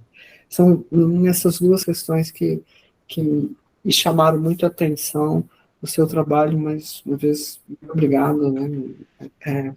É muito bom que vocês tenham conseguido fazer um biota síntese desse escopo, né, dessa dimensão. Obrigado, Emília. Então, vou responder por parte. Né? O PAC, né? O Plano de Ação Climática do Estado de São Paulo, você falou que não tem cara de consultoria, mas foi o PAC do Estado de São Paulo, aquilo que eu falei que andou paralelamente. Então, eles contrataram, assim, eles demandaram que a gente fizesse uma síntese sobre, a gente teve aqueles 3 meses para fazer a síntese, mas ao mesmo tempo eles contrataram consultores, via GIZ, inclusive, né? A GIZ, que é a agência alemã, e a GIZ domina, não sei, porque o plano de... O Brasil inteiro, e é muito estranho porque eles... Não sei nem se eu devo falar isso, mas, assim, parece que eles utilizam um formato já pré-definido e falam assim, é isso que vocês vão fazer, né? Já vem com um pacote pronto, né? Só porque, assim, não me pareceu tanto GIZ, quando se leu o PAC, ele não tem uma cara, ciência estrito, consultoria GIZ. Então, mas não, a gente não tinha nada a ver com a GIZ, mas eles contrataram a GIZ, e aí a gente fez o nosso trabalho em paralelo. A gente acabou antes do que os consultores, né? E os consultores eram um grupo muito bom, né? Paulo Artacho, o Januzzi, né? Pessoas que inclusive estão na FAPESP, né? Estão dentro dos projetos especiais da FAPESP. E, enfim, teve a consulta pública, inclusive o programa Biota, né, se posicionou, o Instituto de Biociências se posicionou nessa consulta pública. E E no caso do Biota Síntese, a gente fez uma apresentação do nosso plano estratégico, nossa contribuição ao PAC. Estava o Januzzi, estava o Trani, né, que era o vice-secretário do Meio Ambiente, né? Enfim, a gente apresentou com a ingênua ideia de que eles iam utilizar e que ia pautar fortemente o documento final, e para minha infelicidade não foi o caso, né? Então, eles agradecem a gente, né? Se você olhar o documento do PAC do Estado de São Paulo, tem quase nada do nosso documento, que era muito rico, né? Então, em parte, para mim foi uma frustração grande, né? Mas, como assim, todo esse processo de coprodução é um processo assim, de você criar vínculos, confiança, é um processo longo, né? Você trabalha. Então é isso, a gente começou esse processo e a gente está criando esses vínculos, né? Então, mas basicamente foram 2 produtos, né? O nosso produto e o produto do PAC mesmo no Estado de São Paulo, eles tiveram acesso, pleno acesso, e foi muito pouco utilizado no meu entender. E sobre a gente pautar a FAPESP, eu acho que o Biota Síntese, o projeto Biota Síntese não pauta a FAPESP. Eu acho que nenhum projeto, sabe, até o Júlio pode responder melhor, acho que nenhum projeto individualmente pauta a FAPESP. Agora, a vantagem é que dentro do Biota Síntese tem o Carlos Joly, que foi o grande coordenador do programa Biota durante mais de 20 anos, né? Tem o Gerd, que estava coordenando o programa de política pública até recentemente, né? Agora tem eu, né, que estava dentro da coordenação do programa e agora assumi essa coordenação mais explicitamente. Então nós pessoas, né, bom, tem o Ricardo Rodrigues também, uma pessoa extremamente importante no mundo da restauração, junto com o Pedro Bercaleon. Então, dentro do nosso projeto, a gente tem pessoas que conseguem levar essas pautas para dentro da FAPESP, né, para outros, não é o Biota Síntese, mas as pessoas que estão dentro do Biota Síntese.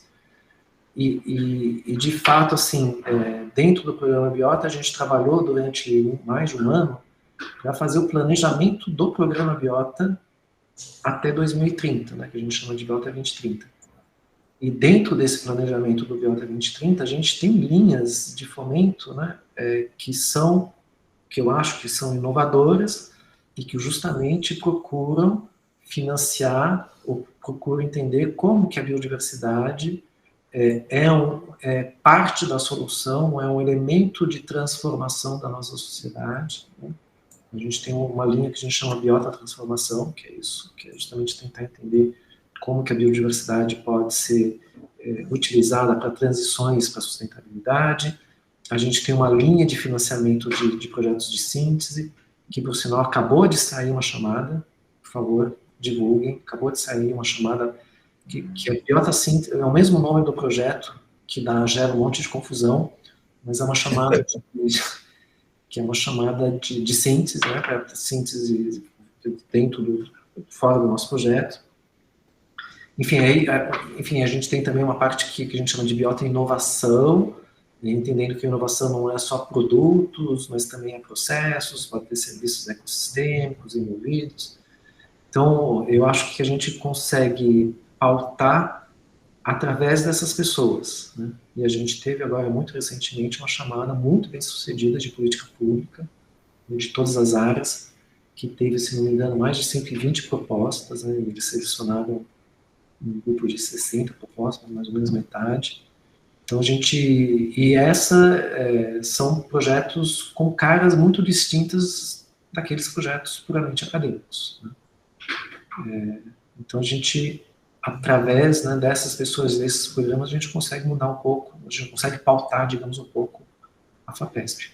Mas não é o projeto que está pautando, né, são as pessoas. Júlio, não sei se você quer complementar sobre isso. Essa questão de pautar a FAPESP é muito complicado. O que a gente consegue fazer, e o programa Biota é um exemplo disso,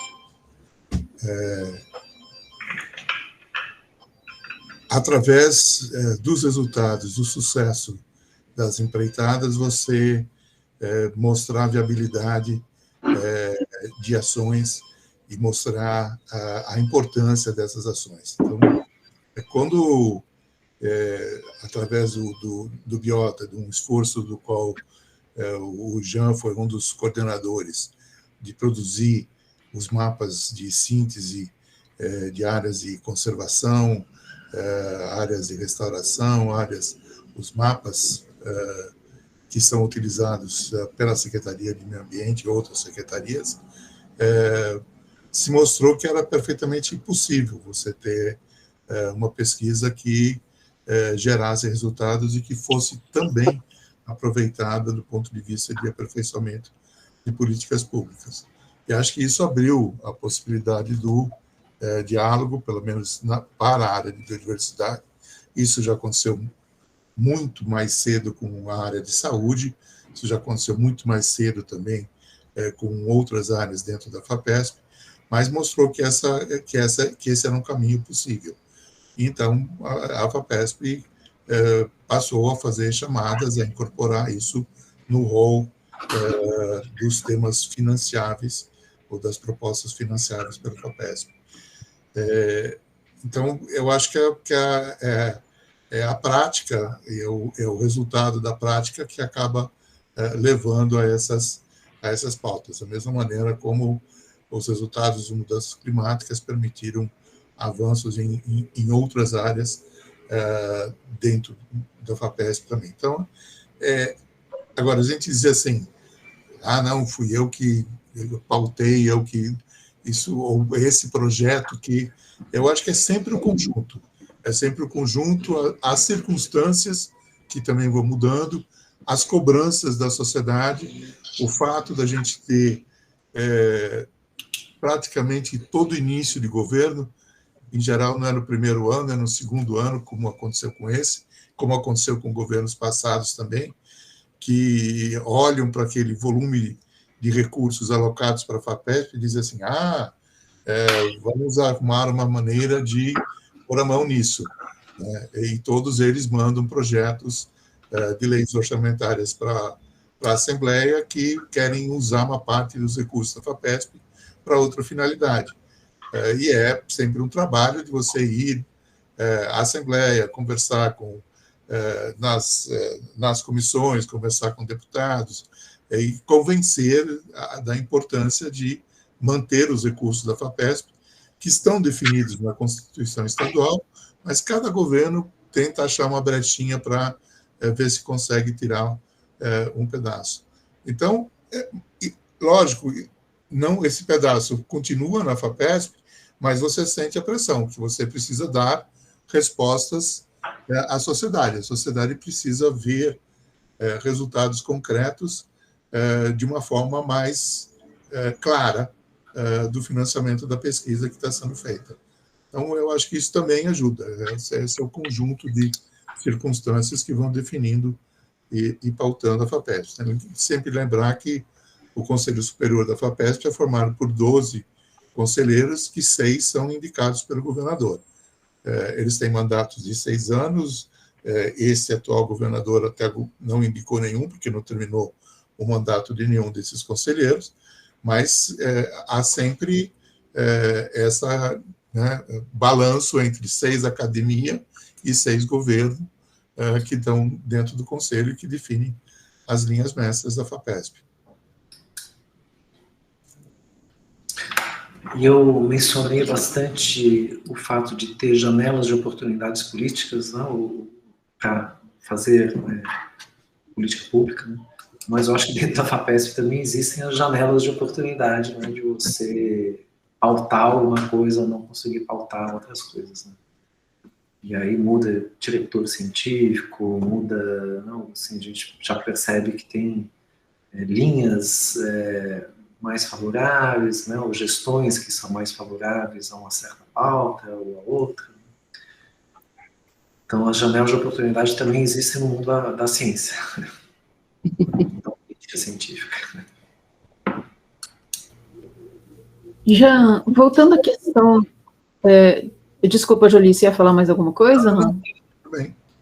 Voltando à questão do Restaura São Paulo, né, que eu achei bem interessante também, eu fiz uma conta aqui, o estado de São Paulo tem aproximadamente 25 milhões de hectares, né, e a ideia é restaurar 1,5 milhão. Eu queria saber quanto que existe ainda de mata nativa, digamos assim, no estado de São Paulo, e porque isso daí, 1,5 milhão dá 6% do território, aproximadamente.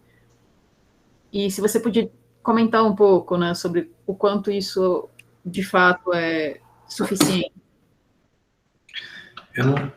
Gabriela, eu não tenho o número aqui exato, mas eu sei que é por volta de 18%, 20%. Jolis, não sei se você tem o valor. Por aí. Entre 18% e 20%. A gente está falando da cobertura total, né, de vegetação nativa, que está aí por volta de 20%, vamos dizer assim, e que a gente caminharia para um patamar aí de 25%. Né? Eu acho que é até interessante a gente olhar para esses patamares, né, porque a gente tem uma pesquisa que foi publicada na Science há algum tempo atrás, que mostrou que para você manter espécies mais sensíveis, né, espécies que a gente chama de endêmicas, tal, dentro da paisagem da Mata Atlântica, você precisa de uma cobertura de 30%. Né? E quantos por cento, desculpe? 30%. 30%. Então, assim, se você perde de, sei lá, até 30%, obviamente você vai perder espécies muito mais sensíveis, mas nesse patamar de até 30%, você ainda mantém um subconjunto bom, sim, com maior integridade, mas a partir de 30% as coisas não são lineares, há uma queda abrupta mesmo. Né? Então, a gente tem claramente uma queda abrupta, né? Um processo não linear que leva ao desaparecimento das espécies endêmicas e aí a explosão das espécies generalistas. Então aí quando você tem paisagens de 20%, 10% de cobertura, você tem paisagens totalmente depauperadas. E com esse empobrecimento, né, da fauna e da flora, obviamente todos os serviços ecossistêmicos prestados, né, a funcionalidade desses ecossistemas fica comprometida. Então, a gente não acha nenhum absurdo a gente falar de pular de 20% a 25%, 26%. Eu acho que acho razoável a gente pensar nisso. E aí a gente tem uma outra pesquisa que eu acho também muito interessante com café, onde a gente mostrou que a adjacência de florestas com o cultivo do café, né, a gente fez isso na região do sul de Minas, perto de Foz de Caldas, região mogiana e tal, fronteira Minas com São Paulo, a gente mostrou que essa adjacência aumenta a produtividade do café em 30%, até 30%, de 15% a 30%. E aí a gente começou a fazer alguns cálculos, né? A gente fez vários cenários de restauração nessa região de café, né? Que é uma região que mais produz café no Brasil. E aí a gente tinha também os déficits de reserva legal, tudo isso, né? E a gente começou a fazer cenários de onde restaurar. E a gente conseguiu mostrar que, em alguns cenários, a gente consegue restaurar, isso tem um custo, mas o incremento de produtividade no café abate o custo da restauração. Então você consegue ter um equilíbrio. Então isso é muito legal, quer dizer, o fato de você aumentar a cobertura, e essa cobertura assim, vai ser aumentada em áreas degradadas, pastagens degradadas, né? A gente não está falando aqui de tirar áreas de soja, de cana, de café, não. A gente está falando de proteger as áreas sensíveis, né, as APPs, e de expandir essas florestas para áreas que atualmente elas estão degradadas, estão subutilizadas, né? E ao fazer isso, além de recuperar aquela região, você ainda provém serviços ecossistêmicos para as áreas adjacentes, para os cultivos adjacentes. Então a gente tem um duplo benefício, né? Então, e pensar que no antigo Código Florestal de 1965, a ideia era que você tivesse a APP e 20% para além daquela área da APP, né?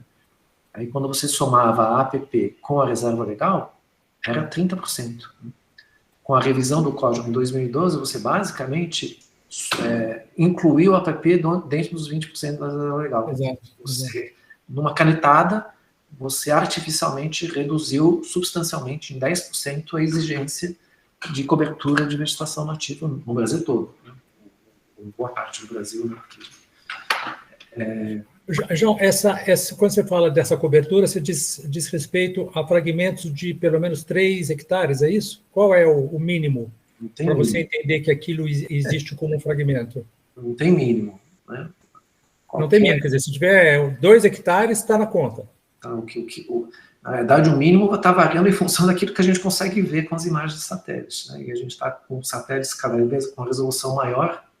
O ideal, obviamente, se você cria fragmentos muito pequenos, são fragmentos que estão muito influenciados pelo entorno, né? Que a gente chama de efeitos de Bohr e tal.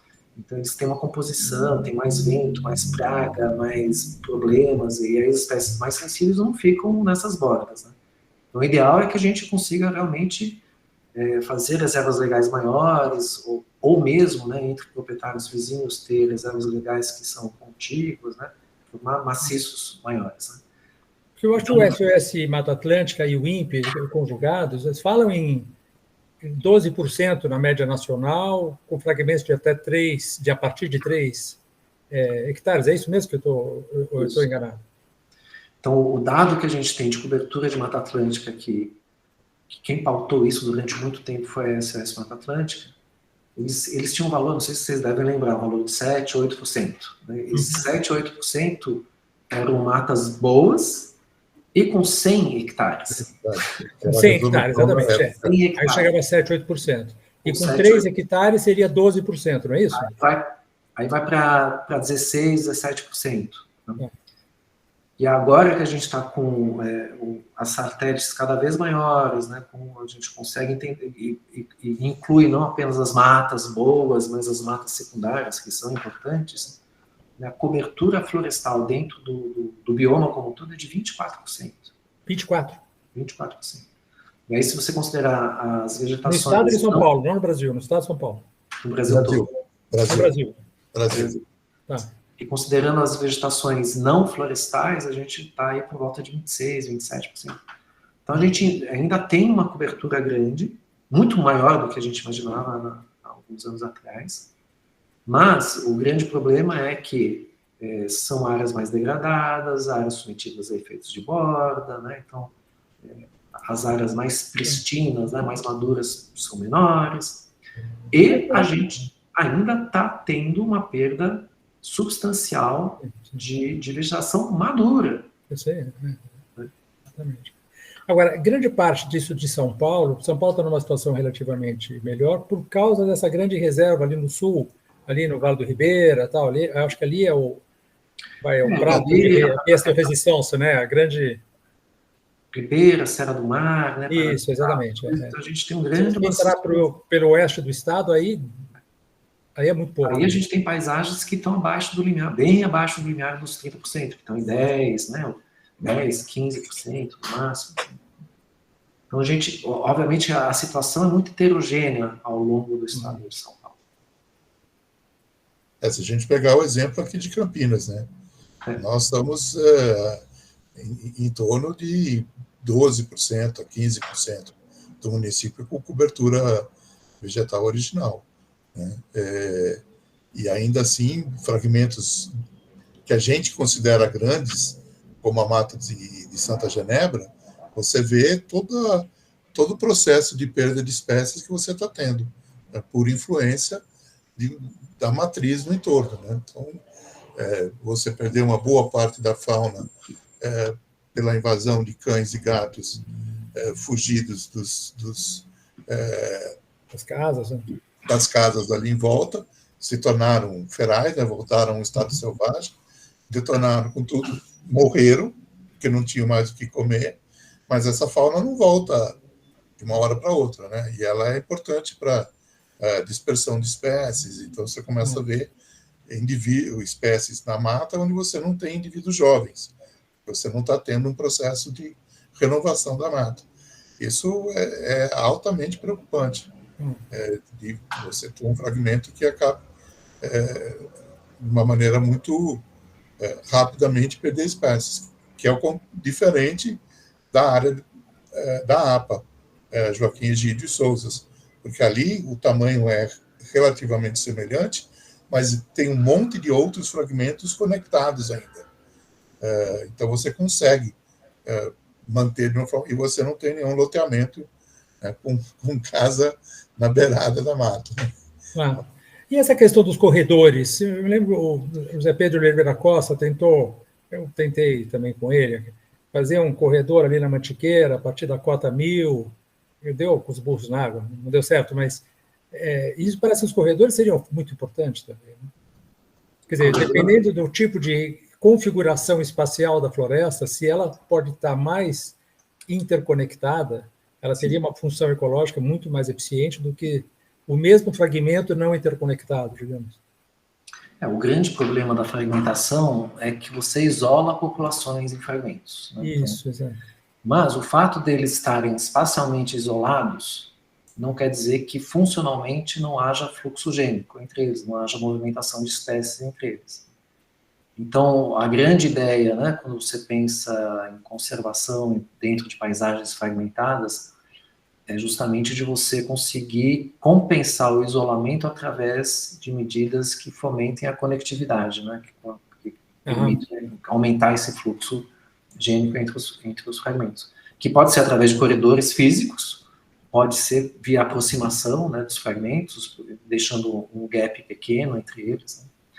Então, obviamente, a estratégia de corredores, ou de aumento da conectividade, né, pensando de uma forma mais ampla, é o jeito que você tem para você enfrentar a ruptura causada pela fragmentação. Agora, eu queria chamar a atenção para uma coisa que, inclusive, é um artigo que a gente mandou para a Science Advances, que está em análise lá. A gente olhou, junto com o pessoal do INPE, o desmatamento de 2010 a 2020, dentro da Mata Atlântica, todo, bioma todo. A gente tem, nesses 10 anos, em média, uma perda de 18 mil hectares de floresta. Boa parte disso de florestas maduras. Florestas com alta biodiversidade, florestas com muita biomassa. Tudo isso é muito grave. Agora, o pior de tudo é que o indicativo que a gente não consegue estimar isso por enquanto, mas eu ainda vou chegar lá em algum momento. Eu vi que o pessoal do biomas tem esse dado. Ele está coletando esse dado. Mas a estimativa que a gente tem é que 95% desse desmatamento é ilegal. No estado de São Paulo, a gente tem esse dado mais preciso. 4% do desmatamento é legal. É assustador, gente. A gente está no bioma mais bem vigiado, né, onde você tem a melhor governança possível em termos ambientais. E a gente tem uma lei específica de proteção. Além de ter uma lei específica, né, enfim, a gente tem assim, um desmatamento que é razoável, 18 mil hectares é razoável, é uma quantidade grande, e 95%, né, mais ou menos, ilegal. Gente, o que é isso? Né? A primeira coisa que a gente tem que fazer é parar, ter um mecanismo de bloquear esse desmatamento. Né? A gente fala muito de restauração, né? E eu sei que está tendo muita regeneração, né? A gente discute um pouco por que isso está acontecendo. Né? A Mata Atlântica já passou pelo U, né? A Mata Atlântica perdeu cobertura e agora já está ganhando. Um pouquinho. Né? E isso não é através de política pública, isso daí é porque tem áreas abandonadas, né? Proprietários que saíram, os filhos foram para a cidade e tal. Então a gente está tendo abandono e regeneração, florestas jovens. Espontâneas, geração espontânea. Espontâneas, né? Regeneração natural. E aí pode ser, assim, uma das hipóteses é que pelo fato da gente ter assim, quando você olha na quantidade total, né, a Mata Atlântica, a cobertura está aumentando, e que isso dê a impressão que a gente não precisa lidar com o desmatamento, mas a gente tem que lidar com o desmatamento. Está muito complicado. Agora, João, voltando a essa questão que a Gabriela tinha falado também, a questão da fauna, o Jolie também, aí é mais fácil imaginar o cálculo, a avaliação, a estimativa de perda de fauna, vamos dizer assim, vertebrada, mas invertebrada acho que é muito mais difícil de perceber, não? Não tem como. E aí o efeito do agrotóxico é muito grande, né, imagino. Você percebe em grupos específicos, que você tem especialistas estudando aqueles grupos, mas você não consegue fazer essa avaliação no grupo geral, pensar em insetos de uma maneira geral. Você olha abelhas, você tem gente que está acompanhando, que sabe exatamente Porque elas criam abelha, né? Então eles mais ou menos sabem. Da mesma maneira como tem especialistas em besouros. Mas se você pegar outros grupos, borboletas é o grupo talvez mais, inclusive usado como indicador de qualidade do ambiente e tal. Mas se você pegar outros grupos menores, a gente não tem ideia do que está acontecendo. Então, Júlio, e aquela pesquisa que fizeram na Alemanha, que fizeram aquelas armadilhas, e aí mediram a massa de insetos voadores, sabe? Fizeram uma pesquisa ao longo de anos lá na Alemanha, numa área protegida, inclusive, da Alemanha, e chegaram a uma conclusão de que tinha 75 de perda de massa, de biomassa de insetos voadores. Vocês acham que aquela pesquisa é uma pesquisa que te dá um indicador importante, confiável, etc.? Então, Luiz, assim, toda essa perda, ela depende muito do contexto que ela está ocorrendo.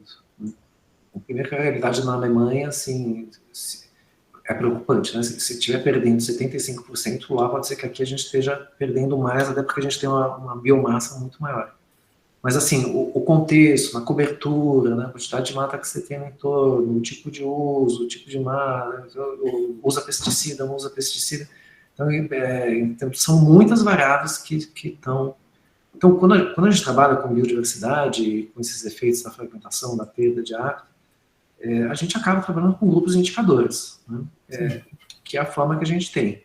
Né, então, onde a gente conhece mais, né, dentro das borboletas, por exemplo, a gente tem as frugívoras, né, que a gente tem como capturar e ter uma estimativa do que está acontecendo, e muitas vezes trabalha com grupos diferentes para ver se os padrões são similares ou não, mas a ideia é que a partir de um subconjunto, né, de grupos indicadores, né, de reprodução rápida, mais lenta e tal, a gente consiga ter uma inferência do que está acontecendo com outros grupos.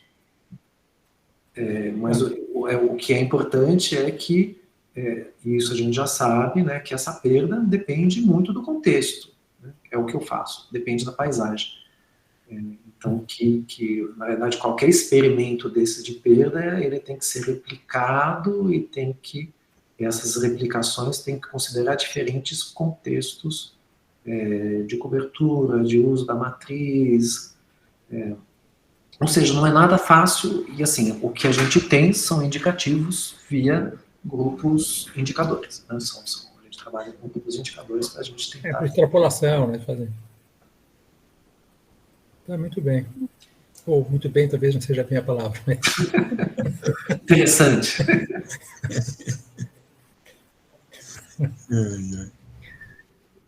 Muito bem.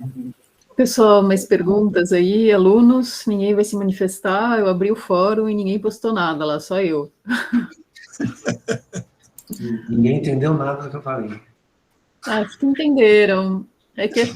Acho que já está todo mundo assim, meio... Acho muito legal, aliás, o que você está fazendo e todas essas áreas que vocês estão abarcando, mas às vezes eu tenho a impressão de que você faz de um lado e do outro lado estão desfazendo o que você faz, né? Então... O Lucas está falando que é fim de semestre. Tem isso também, mas fim de semana, fim de semestre, tudo ao mesmo tempo. Melhor o fim de semestre que o fim do mundo, né, Lucas? Eu sou otimista, gente. Não vai acabar o mundo tão rápido. Não. Tá ótimo. Bom, nesse caso, acho que podemos encerrar, a não ser que alguém queira comentar mais alguma coisa. Eu só queria agradecer o Jean Paul. Eu acho que a ideia de trazer um projeto como esse de biosíntese complementa, né, o que a gente tem visto na parte da perda, da destruição e da vontade de se jogar do penhasco, como diz a Gabriela, que tem gente fazendo, né, se contrapondo a isso e trabalhando no sentido de melhorar a situação. Mas é isso, então. Obrigado a todo mundo que está escrevendo aqui no chat, obrigado a vocês que organizaram, e eu acho que a mensagem final é um pouco isso que o Jolie está falando, né? Acho que tem aquela ciência que relata as perdas e o desastre, mas eu acho que tem também uma outra ciência que tenta trabalhar em prol das soluções. As duas coisas têm que andar conjuntamente, né? Mas eu acho que eu tenho uma visão mais otimista do mundo, né? Eu sei que muitas pessoas no meu entorno têm uma visão muito pessimista, mas eu acho que a gente utilizar a ciência para tentar pensar junto, né, em soluções possíveis, acho que é um caminho para a gente ficar menos pessimista. Obrigado, gente, por tudo. Muito bem, muito obrigado, João. Foi muito legal mesmo. Jean, antes que você saia, 2 coisas. Eu posso compartilhar seus slides com a turma? Pode. Tá. E a outra coisa é que eu não sei se você chegou a assinar um form que tem lá, porque essas aulas são gravadas e depois a gente publica no YouTube do Instituto de Física. Não sei se você chegou a assinar um form para isso, que eu mandei. Não assinei. Eu não sei se eu falei alguma coisa de errado aqui ou não. Acho que não. Agora é tarde, João. Eu vou te mandar o link de novo, então, depois. Aí, se você puder assinar, eu agradeço. Tá bom? Tá bom. Tá jóia, gente. Então tá, gente. Tchau, gente. Até mais. Tchau, tchau. Bom final de semana a todos. Obrigado. Até mais. Abraço. Tchau.